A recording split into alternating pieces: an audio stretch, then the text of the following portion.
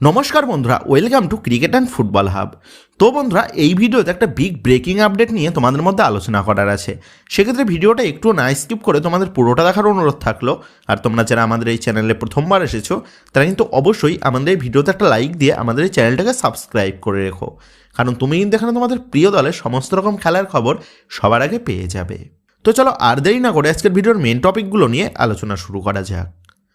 তো বন্ধুরা, তোমরা জানো আগামী 14 তারিখ থেকে শুরু হতে চলেছে চলতি মরশুমের আইএসএলের মহড়া।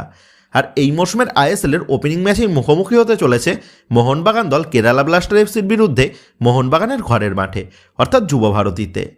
তো তোমরা জানো কোচ সার্জিও লোবেরার আন্ডারে মোহনবাগান দল তারা কিন্তু বেশ নিজেদের ভালোভাবেই গুছিয়ে নিয়েছে, এবং কোচ সার্জিও লোবেরা তিনিও কিন্তু বেশ আত্মবিশ্বাসী। মোহনবাগানের এই স্কোয়াড নিয়েই তিনি এই মরশুমেও মোহনবাগানকে সফলতা এনে দিতে চান। তো তোমরা সকলেই জানো ভারতীয় ফুটবলের one of the best team হিসাবে পরিচিতি লাভ করেছে কিন্তু মোহনবাগান। এই মোহনবাগানের ঐতিহ্য বেশ অনেক, এবং সেই ঐতিহ্য সম্পর্কে অবগত থেকে কোচ সার্জিও লোবেরা তিনি কিন্তু মোহনবাগান সম্পর্কে বলেছেন মোহনবাগান ভারতের সেরা দল। আর এই সেরা দলকে তিনি তার ক্ষুরোধর মস্তিষ্কের রণনীতিতে আরও সেরা সেরা শিরোপা উপহার দেবেন, তেমনটাই কিন্তু তিনি জানিয়েছেন।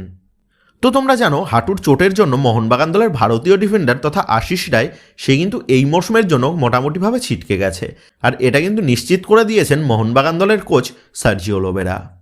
তবে এবার প্রশ্ন হচ্ছে আশিস রায়ের বিকল্প হিসাবে মোহনবাগান দলের প্লেইং 11-এ কে স্টার্ট করবে, কারণ এর আগে আশিস রায় সে কিন্তু বরাবরই মোহনবাগান দলের প্রথম একাদশেই খেলে এসেছেন, কারণ মোহনবাগান দলের কাছে রাইট ব্যাক পজিশনে খেলার জন্য তেমন একটা অপশান কিন্তু অ্যাভেলেবেল নেই। সেক্ষেত্রে আবার প্রশ্ন হচ্ছে আশিস রায় যেহেতু ছিটকে গেছে, সেহেতু আশিস রায়ের বিকল্প হিসাবে কোন প্লেয়ার মোহনবাগান দলের প্রথম একাদশে আসন্ন আইএসএলে খেলতে নামবে।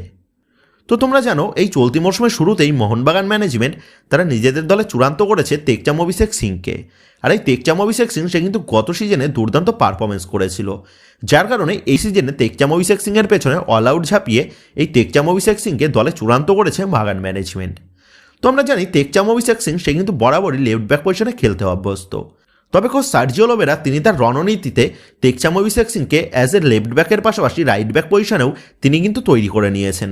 সেক্ষেত্রে যতটা ধারণা ছিল আশিস রায়ের বিকল্প হিসাবে এই সিজনে তেকচাম অভিষেক সিং সেই কিন্তু স্টার্ট করতে চলেছে মোহনবাগান দলের ডান প্রান্ত বরাবর।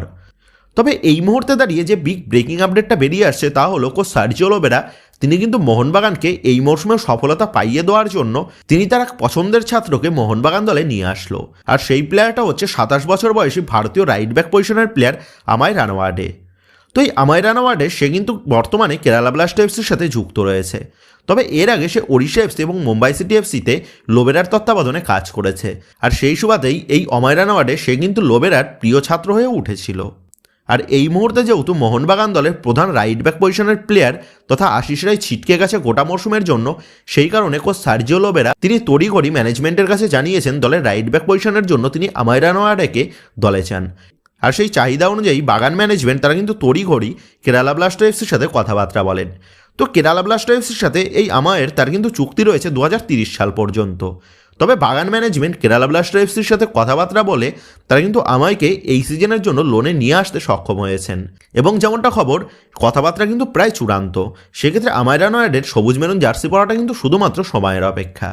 তো এই আমায় রানাওয়াডে সে কিন্তু প্রপার রাইট ব্যাক পজিশনের প্লেয়ার, যে কিন্তু তার ক্লাব কেরিয়ারে আইএসএলে এফসি গোয়া, এটিকে Mohun Bagan, Bengaluru United, Mumbai city FC এবং ওড়িশা এফসির দলের হয়ে খেলেছে, এবং সদ্য তিনি 2025 জুন মাসে সে কিন্তু 5 বছরের চুক্তিতে যোগ দেয় কেরালা ব্লাস্টার এফসিতে।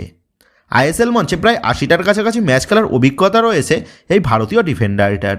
এর পাশাপাশি super cup, AFC cup, Durand cup এই সমস্ত লিগেও কিন্তু সে খেলেছে, আর বিশেষ করে মুম্বাই সিটি এফসির জার্সিতে সে কিন্তু এএফসি চ্যাম্পিয়ন্স লিগেও খেলেছে, যার ফলে বলাই যায় দলের রাইট ব্যাক পজিশনের জন্য এই আমায় রানাওয়াডের কাছে অভিজ্ঞতা কিন্তু ভরপুর। তো এই আমায় রানাওয়াডের ডিলটা সম্পন্ন করার ফলে তেকচাম অভিষেক সিং এবং আমায় রানাওয়াডে এই দুজনের মধ্যে কিন্তু একটা বেশ লড়াই দেখা যাবে প্রথম একাদশে জায়গা পাওয়ার জন্য, কারণ দলের লেফট ব্যাক পজিশনে সুভাশিস বোস কিন্তু অলমোস্ট কনফার্ম। সেক্ষেত্রে দলের রাইট ব্যাক পজিশনের জন্য আমায় রানাওয়াডে এবং তেকচাম অভিষেক সিং এদের দুজনের মধ্যে কিন্তু আমরা লড়াই দেখতে পেতে চলেছি, যার ফলে এদের দুজনের মধ্যে থেকে বেস্ট পারফরমেন্সটাও কিন্তু দেখা যাবে।